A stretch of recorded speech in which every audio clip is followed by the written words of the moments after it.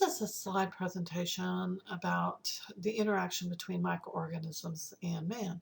A lot of people think of microorganisms as germs and there's something to be scared of and they're an evil thing that's trying to kill us. And I'm just very generally looking at this. Microorganisms, are they our friend or are they our foe? Microorganisms have a lot of different roles. They play roles in agricultural, industry, medicine, food, and environmental microbiology. Very briefly looking at some of these in agriculture. They can be used oftentimes for pest management. There are some bacteria that are used as a biological means of controlling pests such as fungi, insects, and therefore if the farmer can use these instead of chemicals, that's a good thing.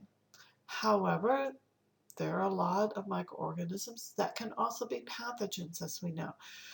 Some of these microorganisms cause problems in pre-harvest. So as the farmer is trying to grow, it may cause root rot, it may cause stem rot.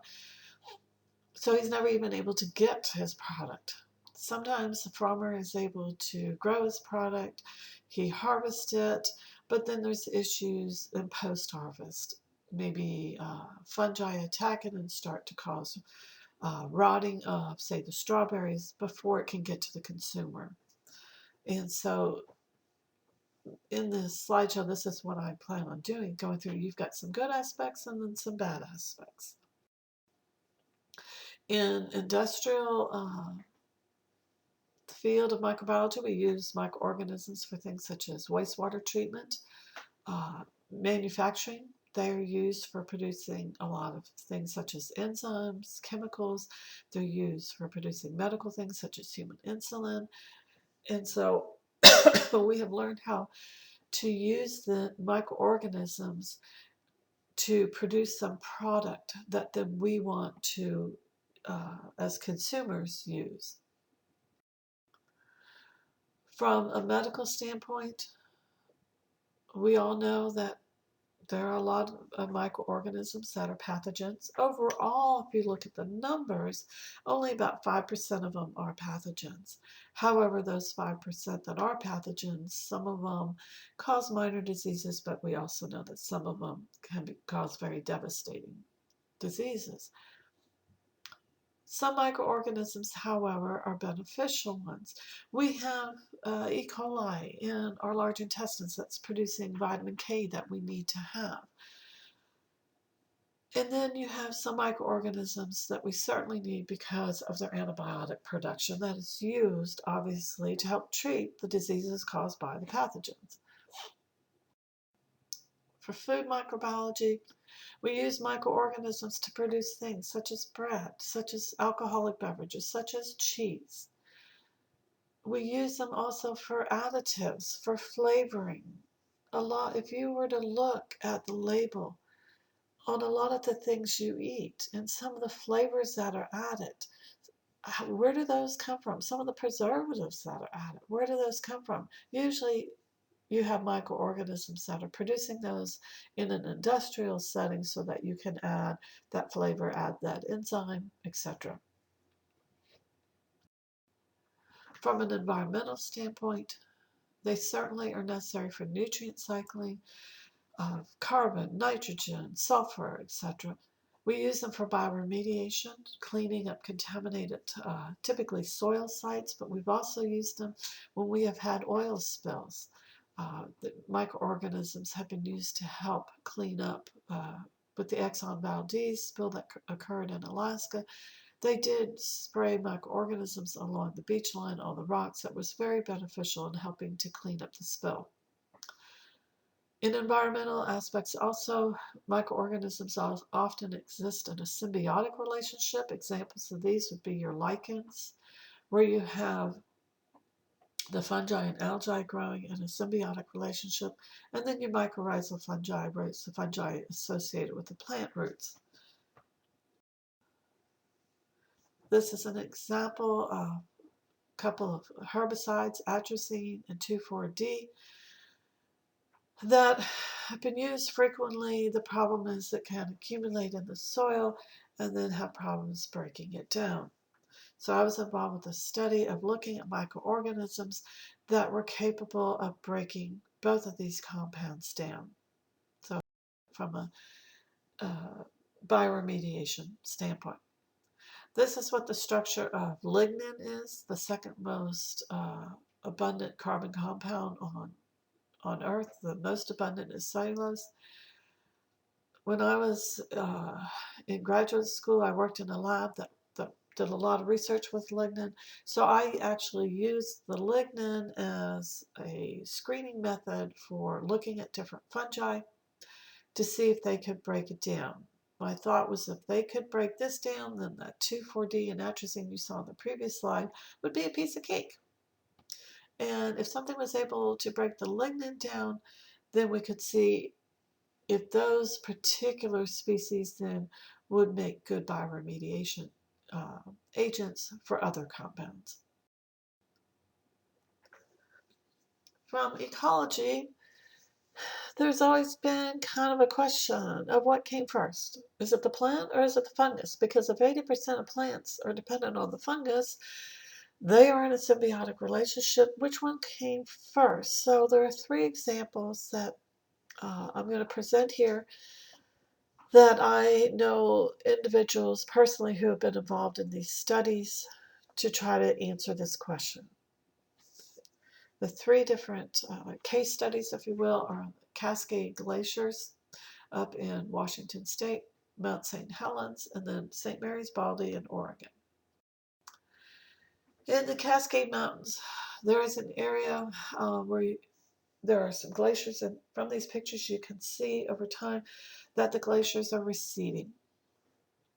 As compared to the first picture from 1928 versus 2000, that the glacier definitely has been receding over time. There's a group of scientists who go up every summer to this area and they collect samples of the newly exposed terrain as the glacier is receding from the previous year. The exposed area, they collect samples and they have been trying to test to see, okay, number one, what's in that soil that's there? Is there any sign of living organisms? If so, what is it?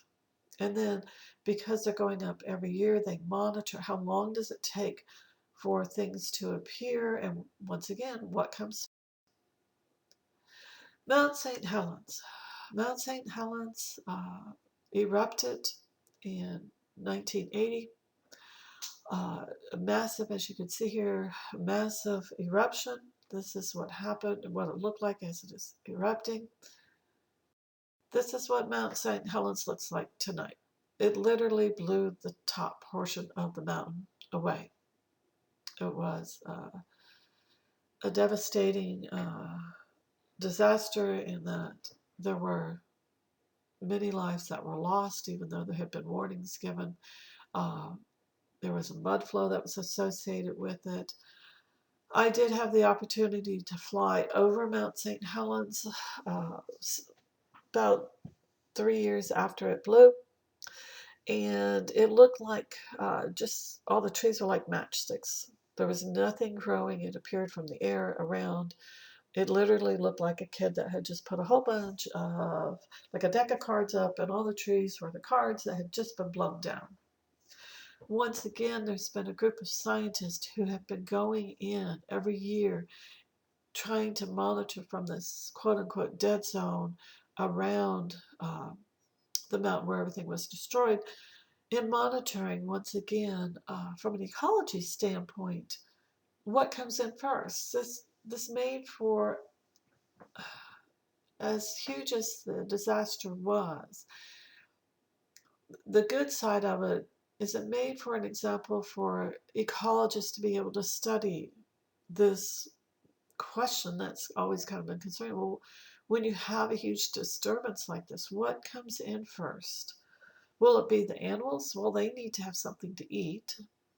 And at some point, if you look at food webs, there's going to be plants. Well, the plants, are they going to be there?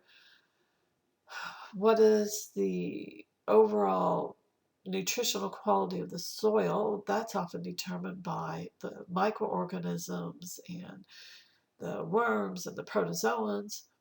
how do they get there? And so it's knowing each of the players are dependent on one another, then who gets there first?